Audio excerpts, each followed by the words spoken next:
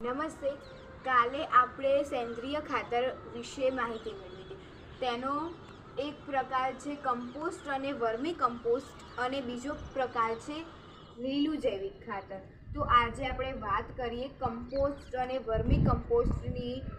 જો આપણે સેન્દ્રિય ખાતરની ટૂંકમાં પૂછાય તો એ 4 માર્ક્સની પૂછાય. તો એના અંદર કમ્પોસ્ટ અને વર્મી કમ્પોસ્ટ લખવું પડે અને લીલું જૈવિક ખાતર. તો કાલે આપણે સેન્દ્રિય ખાતર વિશે ચર્ચા કરી હતી. આજે આપણે કમ્પોસ્ટ અને વર્મી કમ્પોસ્ટ વિશે ચર્ચા કરીએ. ચાલો. ખેતરના નકામા પદાર્થ, પશુઓના મળ મૂત્ર, શાકભાજીના કચરા દ્વારા ત્યજાયેલા ચારા, ઘરગૂંથણનો કચરો, સુએજ કચરો, ફેંકેલી લાકડીઓ અને લીંદણ વગેરેને અળસિયા દ્વારા વિઘટન દ્વારા કમ્પોસ્ટ બનાવવામાં આવે છે અને તેને વર્મી કમ્પોસ્ટ કહે છે. કાર્બનિક પદાર્થ અને પોષક તત્વો ખૂબ જ વધારે હોય છે. તો ખેતીના નકામા પદાર્થ એટલે કે જે ઘાસ ઉગ્યું હોય, નીંદણ વગેરે, તેને ખેતીના નકામા કચરા કહેવામાં આવે છે, જેનું કંઈ કામ નથી ખેડૂતને. બીજું કે પશુઓના મળમૂત્ર એટલે કે પશુઓ દ્વારા ત્યજાયેલા મળ અને મૂત્ર. આ શાકભાજીઓની ઉપરની છાલ, તે પછી ઘાસચારો એટલે કે ગાયનો જે ઘાસચારો હોય, ગાય કે ભેંસ હોય જે બધું ખાઈ જતી નથી, તે થોડો તો ચારો તેનો વધે છે, તે ઘાસચારો. ઘરગૂંથણનો કચરો. તો ઘરગૂંથણ એટલે કે આપણે શાકભાજીના છોતરા, ફળ ફૂલોના છોતરા વગેરે, એ બધું ઘરગૂંથણનો કચરો. સુએજ કચરો એટલે શૌચાલયનો કચરો. ફેંકેલી લાકડીઓ, અમુક વખતે પૂરા ને બધું મોટું હોય છે, તો એ પૂરાઓમાંથી જે ગાય ભેંસ હોય તે મોટા ભાગના બધું ખાઈ શકતા નથી, તેથી તેની જે લાકડીઓ વધે છે તે લાકડીઓ, નીંદણ વગેરે ખાડો ગોળી તેનું અળસિયા દ્વારા વિઘટન કરવામાં આવે છે અને કમ્પોસ્ટ બનાવવામાં આવે છે. તે વિઘટન કરી કમ્પોસ્ટ બનાવવામાં આવે છે. એ કમ્પોસ્ટને વર્મી કમ્પોસ્ટ કહે છે. કાર્બનિક પદાર્થ અને પોષક તત્વો ખૂબ જ વધારે હોય છે. કાર્બનિક તત્વો અને પોષક તત્વો ખૂબ જ વધારે હોય છે. કાલે સેન્દ્રિય ખાતરમાં આપણે વાત કરી હતી કે જમીનને કાર્બનથી સમૃદ્ધ રાખે છે. તે જ રીતે કમ્પોસ્ટ અને વર્મી કમ્પોસ્ટ તેનો જ ભાગ છે. તેના કારણે મોટા ભાગની વસ્તુ તેના જેવી છે અને તે કાર્બનને સમૃદ્ધ રાખે છે. આ જાતે બનાવેલું ખાતર છે, તેના કારણે તે ભૂમિને કાર્બન પદાર્થથી સમૃદ્ધ રાખે છે. નમસ્તે. લીલું જૈવિક ખાતર. આગળના વિડીયોમાં આપણે ભણ્યા કે કમ્પોસ્ટ અને વર્મી કમ્પોસ્ટ. આ કમ્પોસ્ટ, વર્મી કમ્પોસ્ટ, લીલું જૈવિક ખાતર આ એક સેન્દ્રિય ખાતરનો ભાગ છે. જે સેન્દ્રિય ખાતર ટૂંકનો અંત આપણને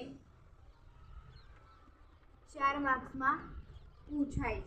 તો એમાં બધું લખવું પડે, કમ્પોસ્ટ, વર્મી કમ્પોસ્ટ અને સેન્દ્રિય ખાતરની જે માહિતી હોય તે લખવી પડે. ચલો આપણે લીલા જૈવિક ખાતર વિશે વાત. પાકને ઉગાડતા પહેલા ખેતરમાં વનસ્પતિ જેવા શણ, ગુવાર વગેરેને ઉગાડ્યા પછી તેના પર હળ ચલાવવામાં આવે છે અને તેને જમીનમાં ભેળવી દેવામાં આવે છે. વનસ્પતિનું લીલું જૈવિક ખાતરમાં પરિવર્તન થાય છે. તેને ભૂમિમાં નાઇટ્રોજન અને ફોસ્ફરસથી સમૃદ્ધ રાખે છે. સૌપ્રથમ પાકને ઉગાડ્યા પહેલા એટલે કે ધારો કે આપણે બાજરીનો પાક ઉગાડવો છે, આ આપણું ખેતર છે, આપણે આમાં બાજરીનો પાક ઉગાડવો છે, બાજરી, બરાબર. તો આના પહેલા મારે એ ખેતરમાં શણ અથવા ગુવાર વાવવો પડશે. ગુવાર એટલે ગવાર વાવવો પડશે. હવે તેના ઉપર ફળ એટલે ફળ આવ્યા પહેલાં તેના પર મારે શું ચલાવવું પડશે? હળ ચલાવવું પડશે. અને તે હળ ચલાવીશું એટલે તે અહીંયા હું હળ ચલાવી એટલે આ બધું ભૂમિમાં ભેળવાઈ જશે. ભૂમિમાં ભેળવાઈ જશે તેના કારણે વનસ્પતિની જગ્યાએ 15 દિવસ જેવું તેને પડી રહેવા દઈશું. તે પછી લીલા જૈવિક ખાતરમાં તેનું વિઘટન થઈ જશે, પરિવર્તન થાય છે અને ભૂમિને નાઇટ્રોજન અને ફોસ્ફરસથી સમૃદ્ધ રાખે છે. લીલું જૈવિક ખાતર ભૂમિને નાઇટ્રોજન અને ફોસ્ફરસથી સમૃદ્ધ રાખે છે. કમ્પોસ્ટ અને વર્મી કમ્પોસ્ટ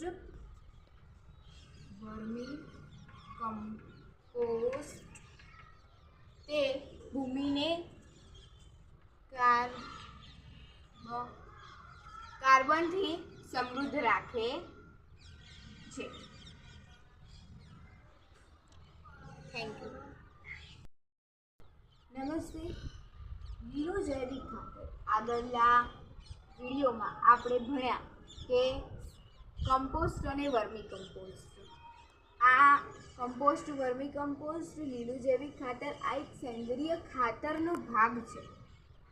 જે સેન્દ્રિય ખાતર ટૂંકનો અંત આપણને 4 માર્ક્સમાં પૂછાય છે. તો એમાં બધું લખવું પડે. કમ્પોસ્ટ, વર્મી કમ્પોસ્ટ અને સેન્દ્રિય ખાતરની જે માહિતી હોય તે લખવી પડે. ચલો આપણે લીલા જૈવિક ખાતર વિશે વાત. પાકને ઉગાડતા પહેલાં ખેતરમાં વનસ્પતિ જેવા શણ, ગુવાર વગેરેને ઉગાડ્યા પછી તેના પર હળ ચલાવવામાં આવે છે અને તેને જમીનમાં ભેળવી દેવામાં આવે છે. વનસ્પતિનું લીલું જૈવિક ખાતરમાં પરિવર્તન થાય છે. તેને ભૂમિમાં નાઇટ્રોજન અને ફોસ્ફરસથી સમૃદ્ધ રાખે છે. સૌપ્રથમ પાકને ઉગાડ્યા પહેલાં, એટલે કે ગમે તે, ધારો કે આપણે બાજરીનો પાક ઉગાડવો છે, આ આપણું ખેતર છે, આપણે આમાં બાજરીનો પાક ઉગાડવો છે, બાજરી, બરાબર. તો આના પહેલાં મારે એ ખેતરમાં શણ અથવા ગુવાર વાવવો પડશે. ગુવાર એટલે ગવાર વાવવો પડશે. હવે તેના પર ફળ એટલે ફળ આવ્યા પહેલાં તેના પર મારે શું ચલાવવું પડશે? હળ ચલાવવું પડશે. અને તે હળ ચલાવીશું એટલે તે અહીંયા હું હળ ચલાવી એટલે આ બધું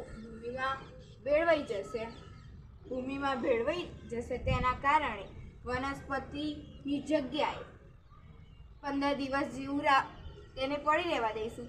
તે પછી લીલા જૈવિક ખાતરમાં તેનું વિઘટન થઈ જશે, પરિવર્તન થાય છે અને ભૂમિને નાઇટ્રોજન અને ફોસ્ફરસથી સમૃદ્ધ રાખે છે.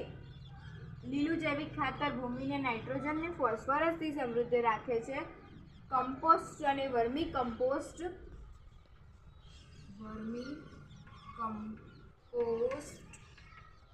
તે ભૂમિને કાર્બનથી સમૃદ્ધ રાખે છે. Thank you.